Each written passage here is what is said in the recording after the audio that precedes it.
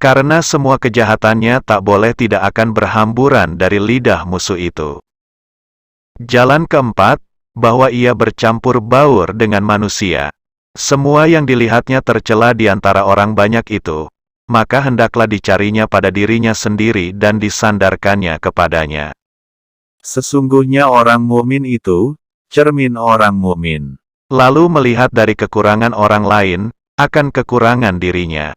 Dan ia tahu, bahwa tabiat, karakter itu, berdekat-dekatan tentang mengikuti hawa nafsu. Sifat yang dipunyai oleh seorang teman, senantiasa asalnya dari teman yang lain atau dari yang lebih besar daripadanya atau sedikit daripadanya. Maka hendaklah ia mencari pada dirinya dan membersihkannya dari semua yang mencelanya dari orang lain. Mencukupilah bagimu dengan yang tersebut, untuk pendidikan diri. Kalau manusia semua meninggalkan apa yang tiada disukainya dari orang lain, niscaya mereka tiada memerlukan kepada pendidik. Orang bertanya kepada Nabi Isa, "Siapakah yang mendidik engkau?" Nabi Isa menjawab, "Tiada seorang pun mendidikku. Aku melihat kebodohan orang bodoh itu suatu kekurangan, maka aku jauhkan kebodohan itu." Ini semua adalah daya upaya orang yang tiada mempunyai guru yang arif bijaksana, yang cerdik, yang melihat kekurangan diri, yang penuh kasih sayang, yang menasehati bidang agama, yang selesai daripada mendidik dirinya, yang bekerja mendidik hamba Allah Ta'ala dan menasehati mereka. Siapa yang memperoleh orang seperti itu, maka sesungguhnya ia telah memperoleh dokter. Maka hendaklah ia tidak berpisah dengan orang itu. Orang itulah yang menyembuhkannya dari sakitnya, dan melepaskannya daripada kebinasaan yang dihadapinya. Penjelasan, dalil-dalil yang diambil dari orang-orang bermata hati dan dalil-dalil agama, bahwa jalan pada pengobatan penyakit hati itu ialah meninggalkan nafsu syahwat. Dan unsur penyakitnya, ialah menuruti nafsu syahwat. Ketahuilah kiranya, bahwa apa yang telah kami sebutkan, jika Anda perhatikan dengan mata yang penuh perhatian, niscaya terbukalah mata hati Anda dan tersingkaplah bagi Anda segala penyakit hati, sakitnya dan obatnya, dengan nur ilmu dan yakin. Jikalau Anda lemah dari yang demikian, maka tidak seyogyanya Anda, kehilangan pembenaran, tasdik, dan iman, dengan jalan menemui dan mengikuti, bagi orang yang berhak mengikuti. Sesungguhnya iman itu mempunyai tingkat, sebagaimana ilmu itu mempunyai tingkat. Ilmu itu berhasil sesudah iman. Dan ilmu itu di belakang iman. Allah Ta'ala berfirman, Allah akan mengangkat orang-orang yang beriman di antara kamu dan orang-orang yang diberi ilmu kepada derajat yang tinggi. Surat 58 Al-Mujadalah ayat 11. Siapa yang membenarkan, bahwa menentang nafsu syahwat itu, adalah jalan kepada Allah Azza wa Jalla dan ia tidak memperhatikan kepada sebab dan rahasianya, maka ia termasuk di antara orang-orang yang beriman. Dan apabila ia memperhatikan kepada apa yang telah kami sebutkan, tentang penolong-penolong nafsu syahwat, maka ia termasuk di antara orang-orang yang memperoleh ilmu. Masing-masing dijanjikan oleh Allah akan kebaikan, sorga. Dan yang dikehendaki iman dengan hal ini, dalam Al-Quran dan As-Sunnah dan ucapan para ulama itu, sangat banyak dari dapat dihinggakan. Allah Ta'ala berfirman, dan menahan dirinya dari hawa nafsu. Sesungguhnya sorga tempat diamnya. Surat 79 An-Nazi'at ayat 40-41. Allah Ta'ala berfirman, mereka itu orang-orang yang telah diuji oleh Allah hatinya untuk takwa. Surat 49 Al-Hujurat ayat 3. Ada yang mengatakan, dicabut oleh Allah dari hatinya kesukaan kepada nafsu syahwat. Nabi bersabda, orang mukmin itu di antara 5 kesulitan. Orang mukmin sendiri yang dengki kepadanya, orang munafik yang marah kepadanya, orang kafir yang memeranginya, setan yang menyesatkannya dan hawa nafsu yang bertengkar dengan dia. Nabi menerangkan, bahwa hawa nafsu itu musuh yang bertengkar, yang harus dilawannya dengan mujahadah, perjuangan yang sengit. Diriwayatkan bahwa Allah Ta'ala menurunkan wahyu kepada Nabi Daud, "Hai Daud, berilah nasihat dan peringatan kepada teman-temanmu akan memakan nafsu syahwat. Sesungguhnya hati yang tergantung akalnya dengan nafsu syahwat dunia itu, terdinding, terhijab daripadaku." Nabi Isa bersabda, "Amat baiklah orang yang meninggalkan nafsu syahwat yang sekarang, untuk memperoleh yang dijanjikan, yang gaib, yang tidak dilihatnya." Nabi kita bersabda kepada suatu kaum, "Orang banyak, yang datang dari perjuangan, jihad selamat datang bagi kamu sekalian, yang datang dari perjuangan kecil, al-jihadul ashgar, ke perjuangan besar, al-jihadul akbar." Lalu ada yang bertanya, "Wahai Rasulullah, apakah perjuangan besar itu?" Rasulullah menjawab, "Berjuang dengan hawa nafsu." Nabi bersabda, "Pejuang, al-mujahid, ialah orang yang memperjuangkan hawa nafsunya untuk mentaati Allah Azza wa Jalla." Nabi bersabda, "Cegahlah yang menyakiti kamu dari hawa nafsumu, dan janganlah kamu turuti hawa nafsu itu pada perbuatan maksiat terhadap Allah. Jadi, hawa nafsu itu akan memusuhi kamu pada hari kiamat. Lalu sebahagian kamu akan mengutuki sebahagian yang lain, kecuali diampuni oleh Allah dan ditutupnya." Sufyan ats-Tsuri berkata, "Tiada aku obati sesuatu yang lebih sukar kepadaku daripada hawa nafsuku. Sekali untukku, bermanfaat bagiku, dan sekali atas diriku, mendatangkan melarat atas diriku." Abdul Abbas Al-Mausali berkata kepada nafsunya, "Hai nafsu, tidak di dalam dunia, bersama anak raja-raja engkau bersenang-senang, dan tidak pada mencari akhirat, bersama hamba-hamba Allah, engkau bersungguh-sungguh. Seolah-olah aku dengan engkau, di antara sorga dan neraka engkau kurung. Hai nafsu, apakah engkau tiada malu?" Al-Hasan Al-Basri berkata, "Tiadalah binatang yang sukar dikendarai, yang lebih memerlukan kepada kekang yang kuat, dari nafsu engkau sendiri." Yahya bin Mu'az ar-Razi berkata, "Berjuanglah menentang hawa nafsumu dengan pedang latihan. Dan latihan itu di atas 4 cara, yang menguatkan dari makanan, memicingkan mata dari tidur, yang perlu dari perkataan dan menahan kesakitan dari semua manusia. Dari sedikit makan itu terjadilah mati nafsu syahwat. Dari sedikit tidur, bersihlah semua kehendak. Dari sedikit berkata-kata, selamatlah dari segala bahaya. Dan dari menahan kesakitan, sampailah kepada segala tujuan. Tiada suatu pun yang lebih sukar atas seorang hamba, selain sopan santun ketika kekasaran dan sabar atas kesakitan. Apabila bergerak kehendak dari nafsu syahwat dan dosa dan bergelora daripadanya keenakan perkataan yang sia-sia, niscaya dicabut pedang sedikit makan dari sarungnya tahajud dan sedikit tidur. Dan dipukulnya dengan tangan kelesuan dan sedikit berbicara, sehingga ia terputus dari kezaliman dan balas dendam. Lalu ia aman daripada malapetakannya, di antara manusia-manusia yang lain. Dan dibersihkannya dari kegelapan segala keinginannya. Maka terlepaslah ia dari segala tipuan bahayanya. Maka ketika itu, jadilah nafsu tadi bersih dan bercahaya, yang ringan kerohanian. Lalu ia berkeliling di lapangan kebajikan, dan berjalan pada jalanan ketaatan, seperti kuda yang tangkas di lapangan, dan seperti raja yang berjalan-jalan di taman. Yahya bin Mu'az ar-Razi berkata pula, musuh manusia itu 3, dunianya, setannya, dan nafsunya. Maka jagalah diri dari dunia dengan zuhud, dari setan dengan menentangnya dan dari nafsu dengan meninggalkan segala keinginan. Sebahagian hukama, ahli hikmah atau filosof, berkata, siapa yang dikuasai oleh nafsu, maka ia menjadi tawanan dalam sumur keinginannya, terkurung dalam penjara kecenderungannya, dipaksakan dan diikatkan kekangnya dalam tangan hawa nafsu itu. Lalu nafsu itu menariknya menurut sekehendaknya, maka ia mencegah hatinya dari segala yang faedah.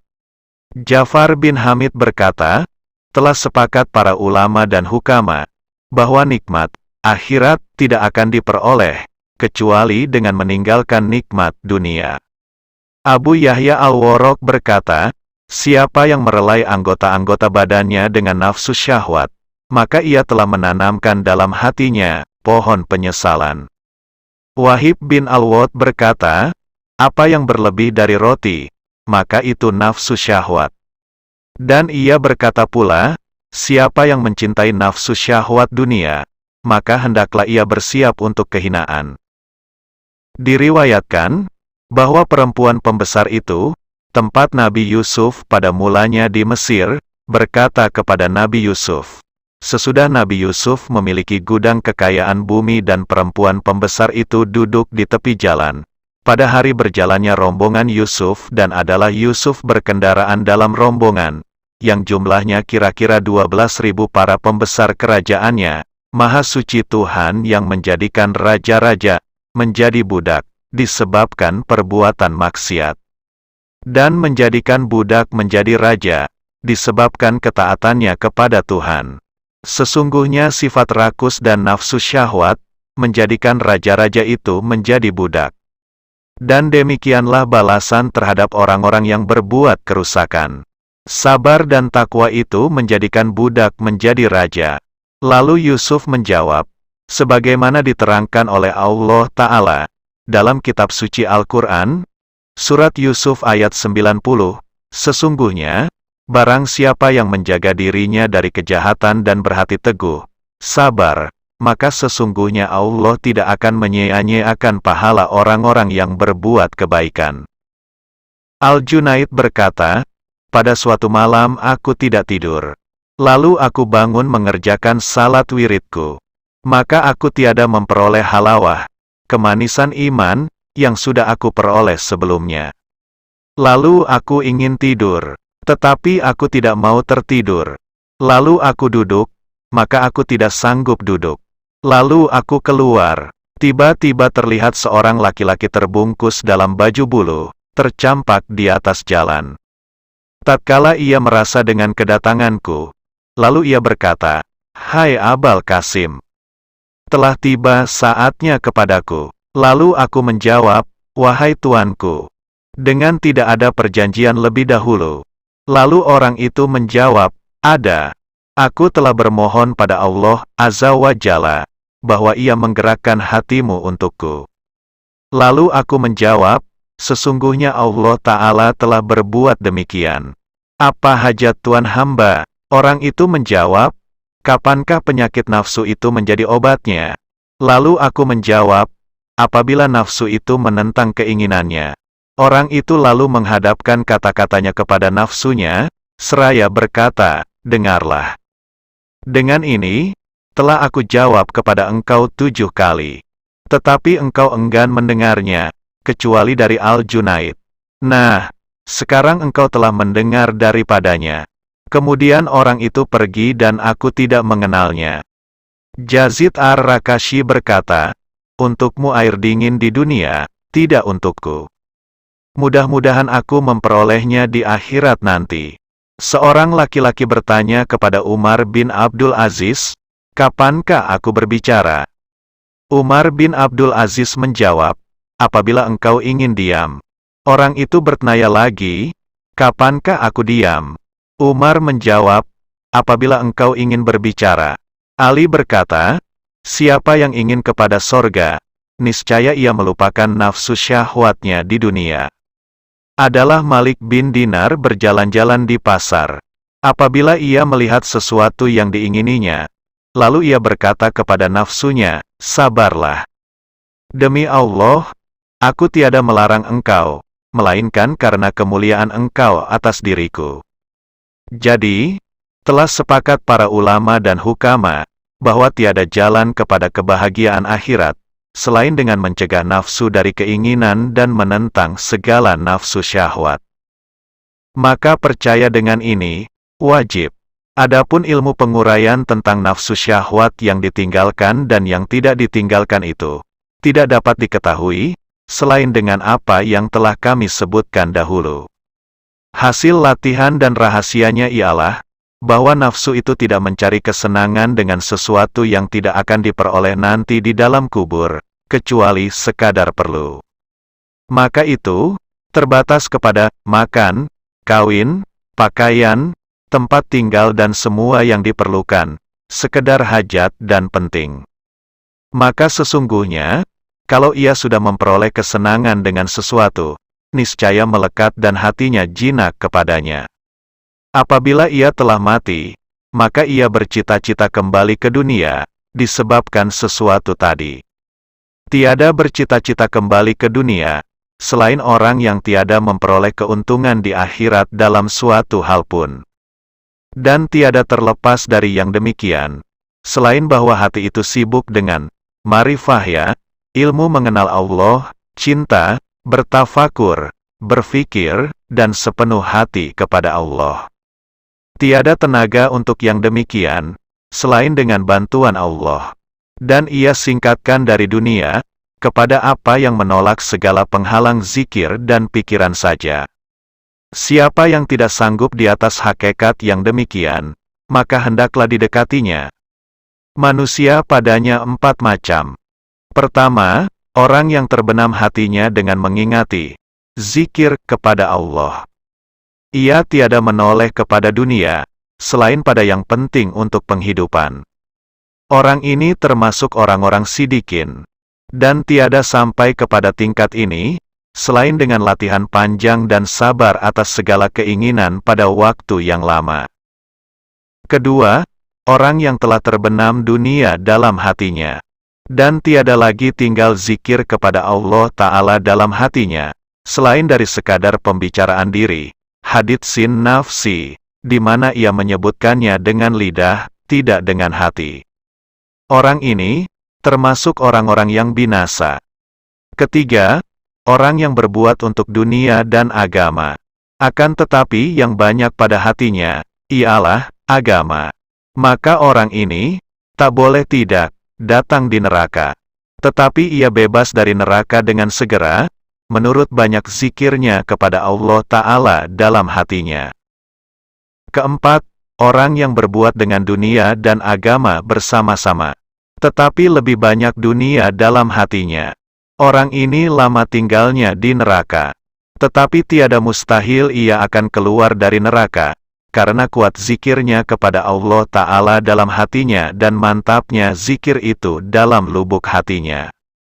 Walaupun ingatan kepada dunia itu lebih banyak pada hatinya. Wahai Allah Tuhanku, kami berlindung dengan Engkau dari azab Engkau. Sesungguhnya Engkaulah tempat berlindung. Mungkin ada orang yang berkata, bahwa bersenang-senang dengan hal mubah, yang dibolehkan oleh agama, itu dibolehkan. Maka bagaimana bersenang-senang itu, menjadi sebab jauhnya daripada Allah, Azza wa Jalla. Itu adalah hayalan lemah. Bahkan mencintai dunia itu kepala semua kesalahan dan sebab batalnya semua kebaikan. Hal mubah yang keluar dari sekedar diperlukan, juga termasuk sebahagian dari dunia. Dan menjadi sebab jauhnya daripada Allah Ta'ala. Dan akan datang uraian itu pada kitab celaan dunia nanti. Ibrahim Al-Hawash berkata, pada suatu kali aku berada pada pegunungan Al-Lukam, di Syria. Lalu aku melihat buah delima. Maka timbul keinginanku kepada buah delima itu. Lalu aku ambil sebuah, aku belah dan aku dapati rasanya masam. Lalu aku pergi dan aku tinggalkan buah delima itu. Maka aku lihat seorang laki-laki tercampak di atas tanah dan telah berkumpul lalat-lalat atas badannya. Maka aku memberi salam, dengan ucapan, Assalamu alaika. Lalu ia menjawab, Wa alaikassalamu ya Ibrahim. Maka aku bertanya, bagaimana engkau mengenal aku? Lalu ia menjawab, siapa yang mengenal Allah, Azza wa Jalla? Niscaya tiada suatu pun tersembunyi kepadanya. Maka aku menjawab, aku melihat bagimu suatu hal serta Allah, Azza wa Jalla. Jikalau kamu bermohon kepadanya, untuk dipeliharanya engkau dari lalat-lalat ini. Lalu ia menjawab, aku pun melihat bagimu suatu hal serta Allah Ta'ala. Jikalau engkau bermohon kepadanya, untuk dipeliharanya engkau dari keinginan kepada buah delima. Sesungguhnya sengatan delima akan didapati oleh manusia sakitnya pada hari akhirat. Sedang sengatan lalat, akan didapati sakitnya di dunia. Lalu aku tinggalkan orang tersebut dan aku pergi. As-Siri berkata, aku semenjak 40 tahun yang lampau, diminta oleh nafsuku, supaya aku membenamkan roti dalam air manisan.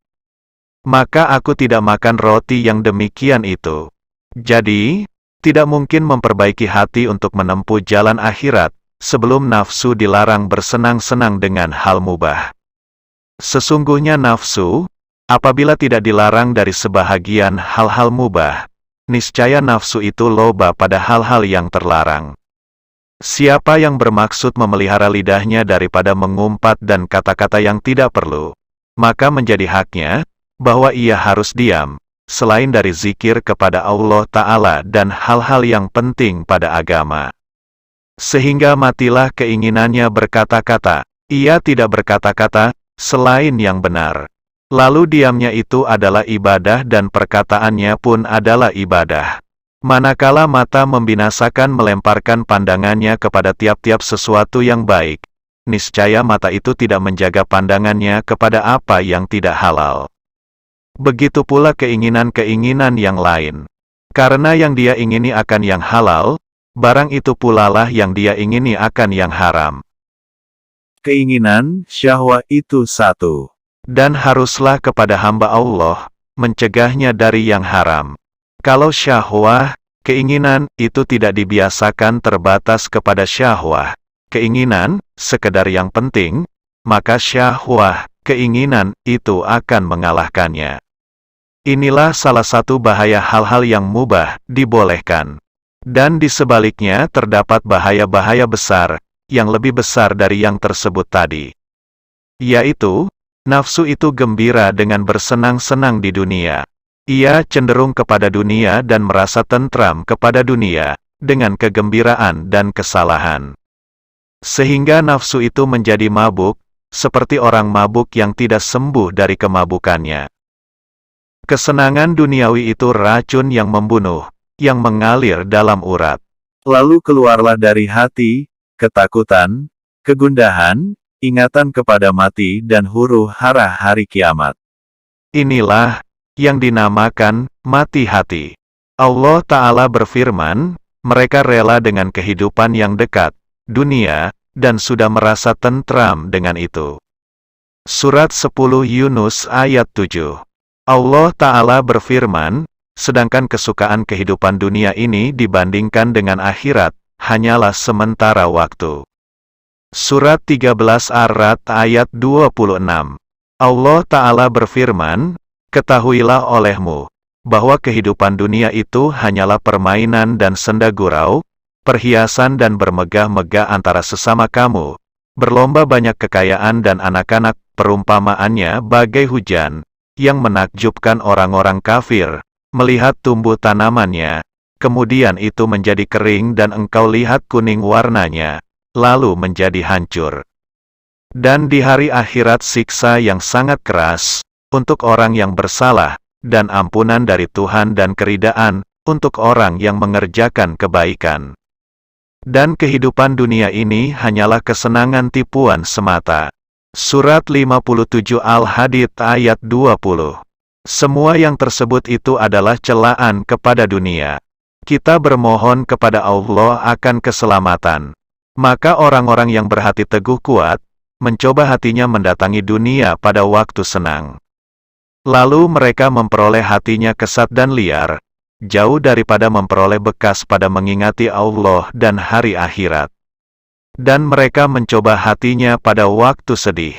Lalu mereka memperolehnya lembut, halus, bersih, menerima bekas zikir kepada Allah. Lalu mereka mengetahui, bahwa kelepasan itu adalah pada kesedihan yang terus-menerus, jauh dari sebab-sebab kesenangan dan tenggelam dalam kenikmatan. Lalu mereka putuskan hatinya dari kelezatan dunia, dan membiasakannya bersabar dari segala nafsu syahwat, halalnya dan haramnya.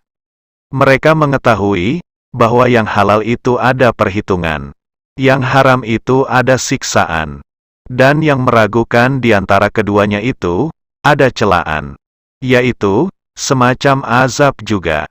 Siapa yang diperdebatkan hitungan amalannya di lapangan kiamat nanti, maka sesungguhnya ia telah memperoleh azab. Maka mereka melepaskan dirinya dari azab itu. Dan mereka sampai kepada kemerdekaan dan milik yang kekal di dunia dan di akhirat, dengan terlepasnya dari tawanan nafsu syahwat dan perbudakannya.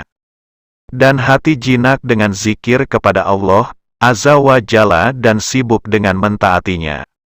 Mereka berbuat dengan nafsu syahwat, apa yang diperbuat dengan burung liar, apabila dimaksudkan mendidiknya dan mengubahkannya dari melompat-lompat dan liar, kepada menuruti dan terdidik. Maka pertama-tama, burung itu dikurung dalam sangkar gelap dan ditutup kedua matanya. Sehingga berhasil ia terputus dari dapat terbang lagi di udara lepas. Dan ia lupa dari naluri lepas bebas yang disukainya selama ini. Kemudian, disayangi dengan daging, sehingga ia jinak kepada tuannya dan disukainya benar-benar. Apabila dipanggil, ia menyahut. Dan manakala ia mendengar suara tuannya, niscaya ia kembali kepadanya. Begitu pula lah jiwa, tiada jinak kepada Tuhannya dan tiada selalu berzikir kepadanya, selain apabila jiwa itu terlepas dari kebiasaannya. Pertama-tama dengan menyendiri, khilwah dan uzlah, mengasingkan diri, supaya terpelihara pendengaran dan penglihatan dari segala yang disukai. Kedua, jiwa itu dibiasakan dengan memuji Allah, berzikir dan berdoa di dalam menyendiri tadi. Sehingga sangatlah jinaknya dengan zikir kepada Allah Azza wa Jalla, sebagai ganti dari jinaknya dengan dunia dan keinginan-keinginan yang lain. Yang demikian itu terasa berat bagi seorang murid pada permulaannya. Kemudian, terasa nikmat pada kesudahannya. Seperti anak kecil yang dihentikan dari menyusu pada susuan ibunya, adalah sangat berat bagi anak kecil itu. Karena sesaat pun ia tidak sabar. Maka karenanya, bersangatan tangisnya dan gundahnya ketika dihentikan susuan itu. Dan anak itu sangatlah menolak makanan yang disuguhkan kepadanya, sebagai ganti dari susu. Akan tetapi, apabila terus tidak diberikan susu dari sehari ke sehari dan sangatlah payahnya bersabar dan ia sangat lapar, niscaya diambilnya makanan itu karena terpaksa. Kemudian, jadilah yang demikian itu menjadi tabiat baginya. Jikalau, sesudah itu ia dikembalikan kepada susuan lagi, niscaya ia tidak mau kembali kepadanya. Ia tidak menyukai lagi susuan, memandang jijik kepada susu dan menyukai makanan. Begitu pula binatang kendaraan, pada mulanya, tiada menyukai pelana, kekang dan dikendarai. Lalu, binatang itu dibawa kepada yang demikian, dengan paksaan. Ia tidak mau terlepas yang telah dijinakinya dengan rantai dan ikatan pada mulanya. Kemudian, disukainya dengan pelana itu, di mana ia ditinggalkan pada tempatnya, berhenti tanpa diikat. Maka begitu pula, nafsu itu dididik, sebagaimana mendidik burung dan binatang kendaraan. Mendidiknya, ialah mencegahnya daripada memandang, menyukai dan merasa senang dengan nikmat dunia. Bahkan dengan semua yang akan diceraikannya dengan mati. Karena akan dikatakan kepadanya, cintailah apa yang engkau cintai. Sesungguhnya engkau akan berpisah dengan dia. Apabila ia tahu, bahwa siapa yang mencintai sesuatu, yang harus akan berpisah dengan dia dan sudah pasti merasa tiada berbahagian dengan perpisahan itu, niscaya hatinya akan sibuk dengan mencintai sesuatu yang tiada akan berpisah. Yaitu, zikir, menyebut dan mengingati Allah Ta'ala. Sesungguhnya zikir itu akan menemaninya dalam kubur dan tiada akan berpisah dengan dia. Semua itu akan sempurna mula pertama dengan kesabaran dalam beberapa hari yang sedikit jumlahnya. Dan umur itu adalah sedikit sekali, apabila dibandingkan kepada masa hidup akhirat. Orang yang berakal rela menanggung kesulitan dalam perjalanan, dalam mempelajari pekerjaan tangan dan lainnya dalam waktu sebulan, untuk memperoleh kesenangan setahun atau dalam suatu masa. Semua umur dengan dibandingkan kepada suatu yang lama, adalah kurang dari sebulan, dibandingkan kepada umur dunia. Maka tak boleh tidak bersabar dan berjuang, bermujahadah. Ketika pagi, maka kaum itu memujikan perjalanan malam. Dan hilanglah kebutaan ngantuk dari mereka. Sebagaimana dikatakan Ali, jalan mujahadah, bersungguh-sungguh dan riatlah, melatih diri berbeda bagi masing-masing manusia, menurut perbedaan hal ihwalnya. Yang pokok, masing-masing orang meninggalkan apa yang menjadi kesenangannya dari sebab-sebab duniawi. Orang yang merasa gembira dengan harta atau kemegahan atau disebabkan diterima pada pengajarannya atau merasa mulia menjadi hakim atau menjadi penguasa atau disebabkan banyak pengikut pada mengajar dan memfaedahkan ilmu kepada orang, maka seyogialah pertama-tama ditinggalkan apa yang menjadi kesenangannya.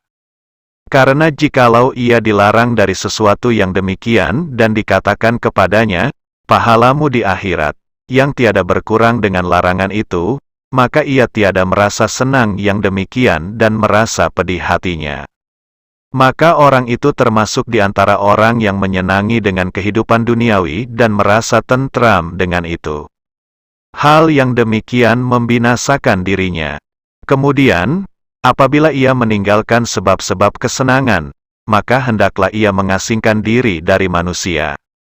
Dan hidup sendirian dengan dirinya sendiri. Dan hendaklah ia mengintip hatinya, sehingga ia tiada sibuk, selain dengan mengingati Allah, zikir, dan berpikir padanya.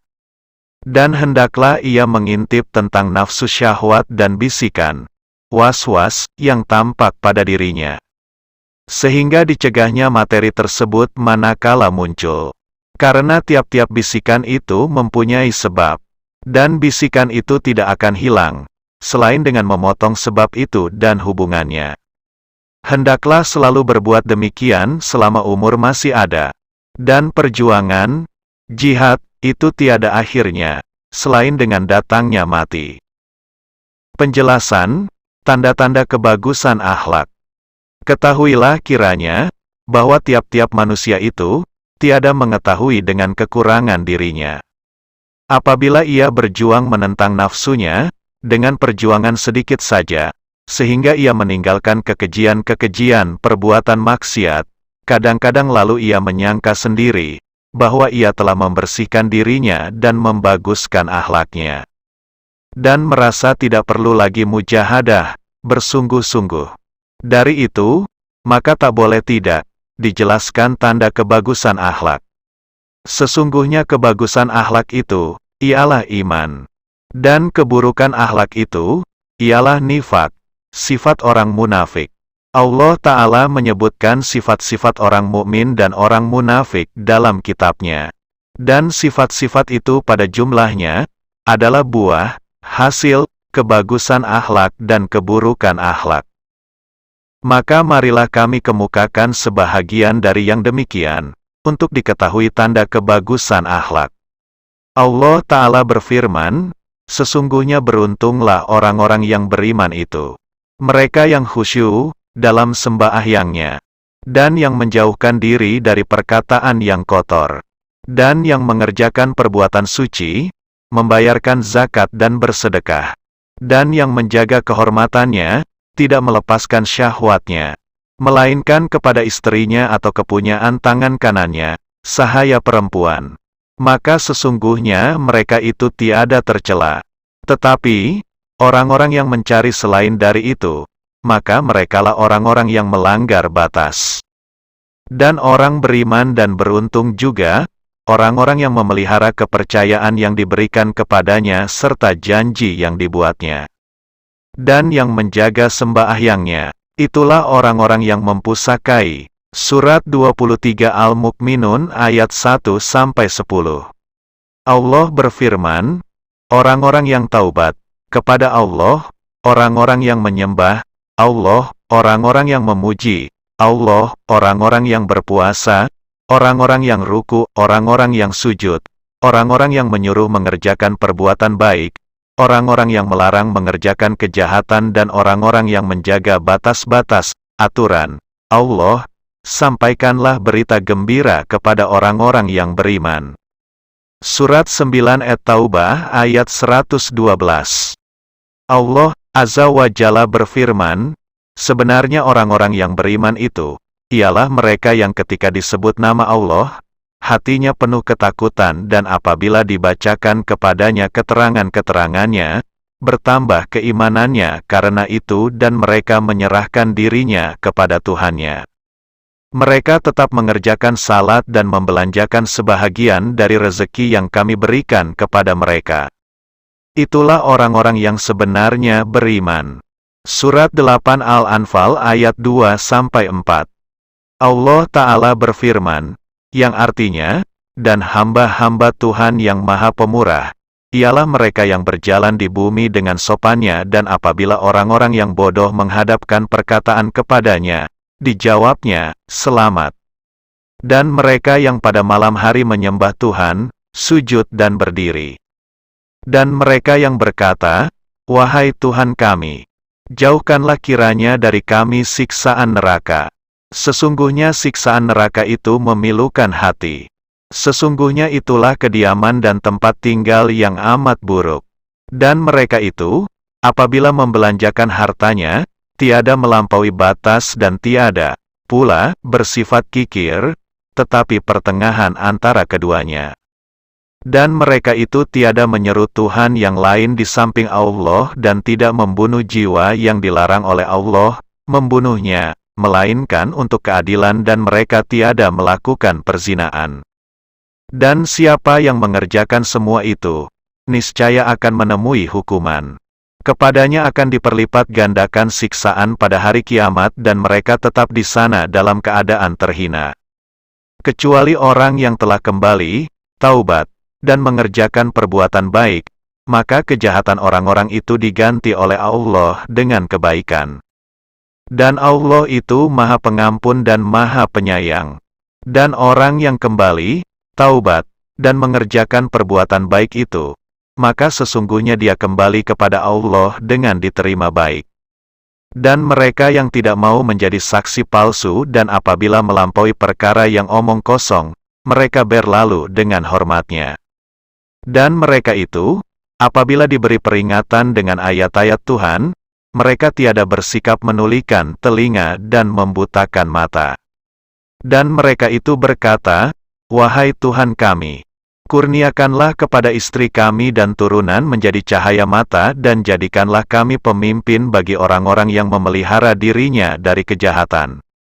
Mereka mendapat tempat yang tinggi, sebagai pembalasan dari kesabaran mereka dan di sana mereka akan mendapat penghormatan selamat datang dan kebahagiaan.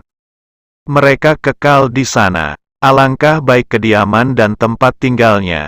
Katakan, Tuhanku tidak akan memperhatikan kamu, kalau tiada doa, ibadah kamu. Sesungguhnya kamu telah mendustakan Tuhan, karena itu, hukuman pasti datang. Surat 25 Al-Furqan ayat 63-77. Siapa yang menjadi pertanyaan tentang keadaannya, maka hendaklah ia mengemukakan dirinya pada ayat-ayat yang tersebut di atas. Adanya semua sifat-sifat itu menjadi tanda baik akhlaknya. Tidak adanya sifat-sifat itu, menjadi tanda buruk akhlaknya. Adanya sebahagian dan tidak adanya sebahagian menunjukkan adanya sebahagian kebaikan akhlak dan tidak baiknya sebahagian. Maka hendaklah ia berusaha memperoleh yang tidak ada dan menjaga yang sudah ada. Rasulullah menyifatkan orang mukmin dengan banyak sifat, dan dengan semua itu ditunjukkannya kepada akhlak yang baik. Beliau bersabda, orang mukmin itu mencintai saudaranya, apa yang dicintainya untuk dirinya sendiri. Nabi bersabda, siapa yang beriman kepada Allah dan hari akhirat, maka hendaklah ia memuliakan tamunya.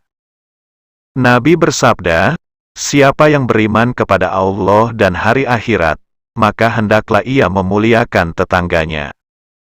Nabi bersabda, "Siapa yang beriman kepada Allah dan hari akhirat, maka hendaklah ia berkata yang baik atau diam." Nabi menyebutkan bahwa sifat-sifat orang mukmin itu ialah kebaikan akhlak. Beliau bersabda, orang mukmin yang paling sempurna akhlaknya ialah mereka yang terbaik akhlaknya. Nabi bersabda, apabila engkau melihat orang mukmin itu pendiam dan lemah lembut, maka dekatilah dia, karena dia itu akan diajarkan hikmah.